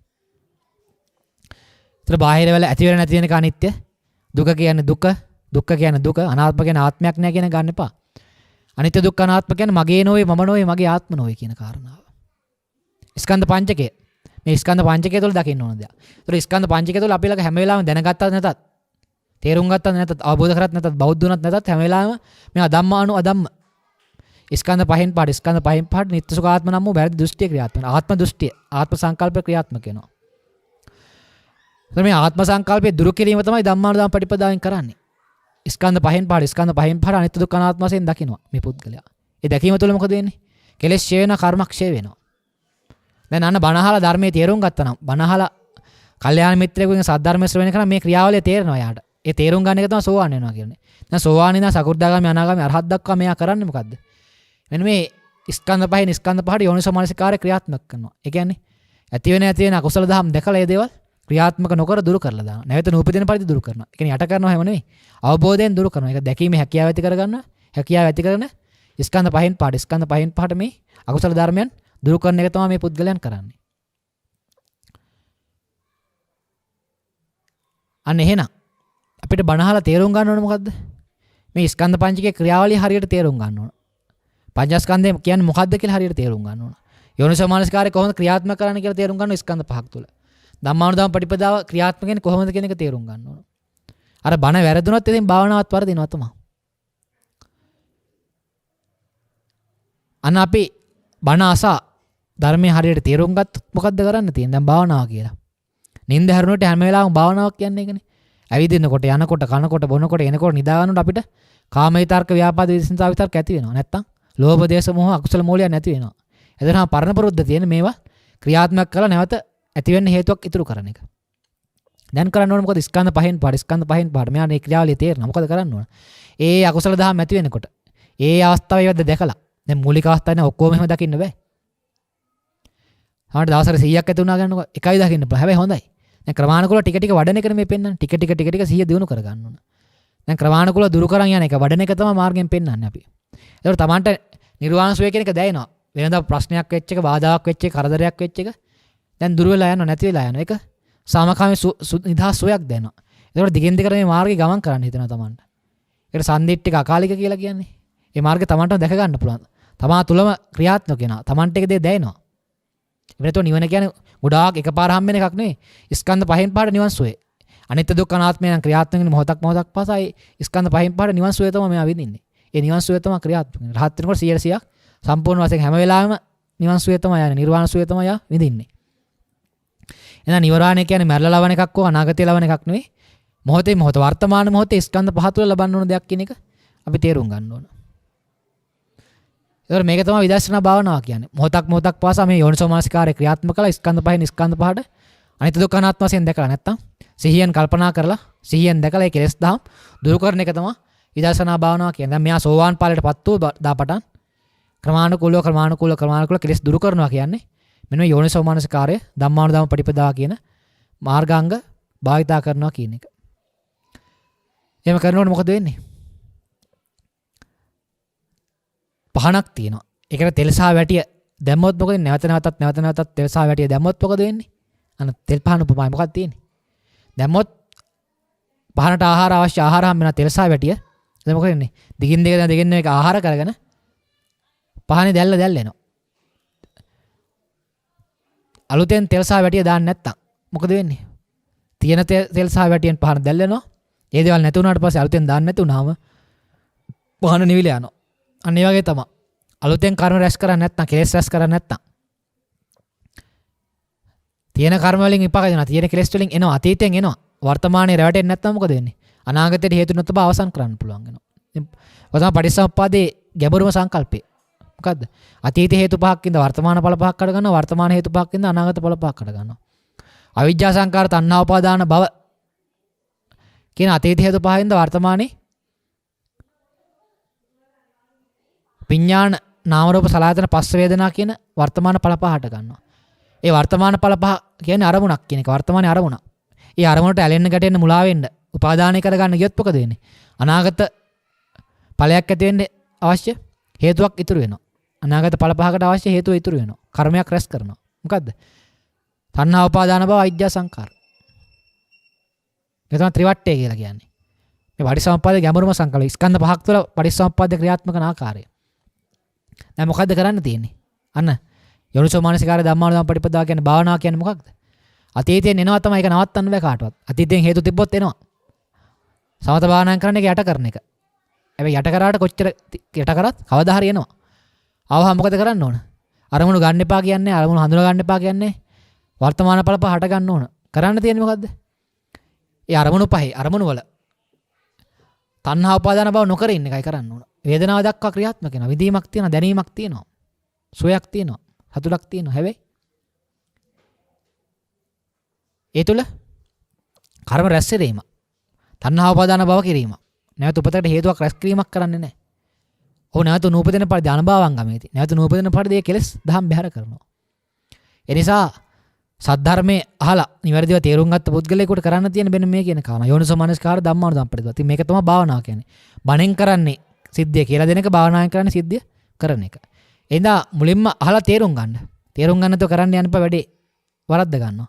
මේ වරද්ද කට්ටිය ඕන තරම් අපිට හම්බෙලා තියෙනවා. ඔය කට්ටියට අහන්න හම්බ වෙන දැකලා ඇති. දැන් පාර වරද්ද ගන්න එපා. බුදුවරයෙක් පහළ වෙන්නේ බොහොම කලාතුරකින්, සද්ධර්මයේ විවර වෙන්නේ බොහොම කලාතුරකින්. ඒ අවස්ථාවේ ප්‍රයෝජනයක් ගන්න හිතන්න ඕන.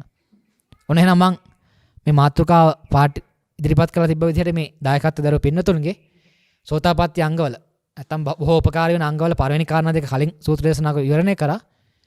මේ කාරණා දෙක විස්තර කරා. ඒක දීර්ඝ වශයෙන් මම විස්තර කරෙත් නෑ. යම්කිසි අවශ්‍ය ප්‍රමාණයට විස්තර කරා. මොකද තාම ගොඩාක් ගැඹුරු දේශනාවන් කරන්න බලාපොරොත්තුවක් නෑ මේක. මූලික අධීරේ යන හින්දාම මුල් අධීරේ ධර්ම දේශනා හින්දා ඉදිරියේදී අපි තවදුරටත් මේක විස්තර කරලා ගමු දීර්ඝ වශයෙන්. ඒ නිසා ධර්ම දේශනාව ශ්‍රවණය කිරීමෙන් ඔබ තේරුම් ගන්න ඕන වැදගත්ම කාරණාව තේරුම් ගැනීම වැදගත්. ඒ කියන්නේ බණ කියනවා තේරුම් ගත්ත කෙනාට කොහොමද කරන්න කියලා අහන්න ඕන. තවදුරටත් අහනවා නම් කොහොමද කරන්න කියලා එයාගේ කරන විදිය තේරෙන්නේ නැහැ කියන එක. අන්න හරියටම තේරෙනවා එයාට කරන්න ඕන විදිහ කොහොමද කියලා. ඒ තේරෙන එක තමයි කරන එක තමයි භාවනාව කියලා කියන්නේ. හොඳයි එහෙනම් අපි අද දවසට මේ ධර්ම දේශනාව මෙතකින් අවසන් කරලා මේ ධර්ම දේශනාවේ දායකත්වයේ දරපු පින්වතුන්ගේ අරමුණු සම්බන්ධයෙන් යොමු වෙමු. මේ ධර්ම දේශනාවට දායකත්වයේ ගනිමින් කටයුතු කරන්නේ මේ උතුම් ධර්ම දේශනාව ප්‍රඥා නාලිකාව තුළින් විකාශනය කිරීම සඳහා බිංගිරිය හොරගස්සාර පදිංචි ධර්ම දානයේ අරමුණු කරගත් ධර්මකාමී සහෝදර සහෝදරියන් සහ දූ දරුවන් පිරිසක් විසින් මේ දායකත්වය දරලා තිබෙනවා. මේ ධර්ම දේශනාවේ දායකත්වය දැරීමේ අරමුණු අතරේ පින්නතුන්ගේ පවතිනවා. අප සතාගත සම්මා සම්බුදු පියාණන් වහන්සේ වදාළ උතුම් වූ ශ්‍රී සද්ධර්මයේ තමා තුළින්ම දකිමින් තමා වෙතට ගලපමින් මනාව අවබෝධ කර ගනිමින් එම ශ්‍රී සද්ධර්මයේ තුල එහි පස්සෙකව තමන් වහන්සේ විඳිමින් සිටි ශාන්තෝ ප්‍රණීතෝ නිවීමේ සුවේ සුහසක් ධර්මකාමීන් වෙතද සමීප කරවීමට දිවා රාත්‍රී අත්‍යන්ත පරිශ්‍රමයක් ධර්මයේ සිට තෙල් නිමාවීමෙන් පහන් සිට නිවී ගියාමෙන් සියලු ධර්ම කාමීන්ගේ net දසුනින් නොසිතූ මොහොතක නික්ම ගියා වූ ගෞරවනීය දේශකයන් වහන්සේ වෙන අතිපූජ්‍ය බෙලිගල මීමුරේ ධම්මාසාර උත්තමයන් වහන්සේ වෙත භක්තිපූර්වක වූ කෘතඥතාවයෙන් ශීර්ෂ ප්‍රණාමයෙන් පුදන්නා වූ උත්තම පූජාවක් වශයෙන් මේ ධර්ම දේශනාවේ දායකත්වය දරගෙන තියෙනවා. එසහි සඳහන් කළ ආකාරයෙන්ම අපගේ ගුරුදේවයන් වහන්සේ වුණ ඒ අතිපූජ්‍ය බෙලිගල මීමුරේ ධම්මාස්වාමීන් වහන්සේ වසර ගණනාවක් මේ ප්‍රඥා ටීවී නාලිකාව ඔස්සේ සම්බන්ධයෙන් දහස් ගණනක් දසදහස් ගණනක් ශ්‍රාවක පින්වතුන්ගේ ධම්මස පැහැදීම සඳහා උන්වහන්සේ දිවා රාත්‍රී වෙහෙස වෙලා ධර්ම දේශනා කරා. නිසා උන්වහන්සේ වෙනුවෙන් කරන්න තියෙන අපට හොඳම සත්කාරය තමයි උන්වහන්සේගේ දේශනා කරපු ධර්මයේ තේරුම් අරගෙන බුදුන් වහන්සේ දේශනා කරපු ධර්මය නිවැරදි ආකාරයෙන් තේරුම් අරගෙන පිළිපැදලා ඒක ප්‍රතිඵල ලබා ගන්නවා. ඒක තමයි උන්වහන්සේ වෙනුවෙන් බුදුන් වහන්සේ වෙනුවෙන් කරන්න තියෙන ඉහළම පූජාව කියන කාරණාවත් අපි මතක් කරන උන්වහන්සේ කාර්ය කරගත්තා. ඔබටත් කරන්න තියෙන ඔබ වහන්සේගේ උන්වහන්සේ පෙන්නපු ඒ නිවැරදි මාර්ගය අනුගමනය කළා ඔබගේ කාර්ය කරගන්නවා කියන කාරණාව මතක් කරනවා. ඒ වගේම තවත් ප්‍රාර්ථනාවන් කීපයක් පතිනවා. දරුවන් වෙත පරමාදර්ශව දරුවන් නිසි කල නිසි යෝදන් දී නිසි මග යවා දහමේ පිහිටු අවසර 32කට පෙර පරලෝසපත් වූ පියාණන්ටද වසර 13කට පෙර පරලෝසපත් වූ මෑණියන්ටද පවුල වෙනුවෙන් සිදු කළා වූ මෙහෙවර වෙනුවෙන් මේ ශ්‍රී සද්ධර්ම දානමය උපහාරයක් වේවා. පරලෝසපත් සියලු ඥාති හිත මිත්‍රාදීන් පින් බලාපොරොත්තු වන අයෙකු සිටිනම් මේ පුණ්‍ය කුසල අනුමෝදන් වී සැපයට පමිනෙත්වා. වගේම මේ ශ්‍රී සද්ධර්මයේ දේශනාව සිදු කළා වූ ගෞරවනීය දේශකයන් වහන්සේටද මෙවැනි ශ්‍රී සද්ධර්ම දේශනාවන් තව තවත් සිදු කිරීමෙන් දුක් නිරෝගී සුවපත් භාවයේද චිරජීවනයේද සැලසේවා. ඉහාත්ම වශයෙන්ම නිවීමේ සුවයට පත්වීමට හේතු වාසනා වේවා. මෙම ධර්ම දේශනාව ශ්‍රවණය කළා වූ සියලුම පින්වතුන් දහම තුල ඉදිරියට ගමන් කිරීමට ප්‍රඥාවන්ත වේවා. වීරයවන්ත වේවා. ඉහාත්ම වශයෙන්ම නිවීමේ සුවයට පත්වීමට හේතු වේවා. ධර්ම දානයේ සහභාගී වූ අතහිත දුන් සියලු ධර්මකාමී පින්වතුන්ටද ඉහාත්ම වශයෙන් නිවීමට මේ ධර්ම දානයේ කුසලයේ හේතු වේවා කියන ප්‍රාර්ථනාවක් වේවා කියලා ප්‍රාර්ථනා කරනවා. ඒ දායකත්වයේ දරුවෝ පින්වතුන් අයින් මේ පරිලෝකීය ආව ඥාතීන්ට පින් බලාපොරොත්තු වෙන පින් අවශ්‍ය නම් පින් අනුමෝදන් වේ පිණිසත් ඔවුන්ගේ ඒ ජීවිතයේ සුඛී සුවපත් වීම පිණිසත් අගේම ධර්ම දේශනාවට දායකත්වයේ දරුවෝ සියලු පින්වතුන්ට ධර්ම ශ්‍රවණය කළ ඔබටත් ඔබගේ නිදුක් නිරෝගී සුර කායික මානසික නිරෝගී සුව චිර ජීවනයේ පිණිස මේ හේතු වාසනා වේවා. සියලු අනාගත යහපත් බලාපොරොත්තු වල සඵල වීම පිණිස හේතු වේවා. ඒකම විශේෂයෙන් මේ ලබාගත් අවබෝධය ඔබටත් බුදුනදාල ධර්මයේ ගැඹුරු වැටහීමේදී උතුම් නිවන සැනසීම පිණිස හේතු වාසනා උපනිෂ්ඨ වේවායි සාදු කියලා ප්‍රාර්ථනා කරගන්න. සබ්බේතිය විවජ්ජන්තු සබ්බ රෝගෝ විනස්සතු මාතේ භවත් අන්තරායෝ සුඛී දීඝායුකෝ භව සෑම දිනාටම තෙරුවන් සරණයි. මෝහක්ඛයෝ නිබ්බානං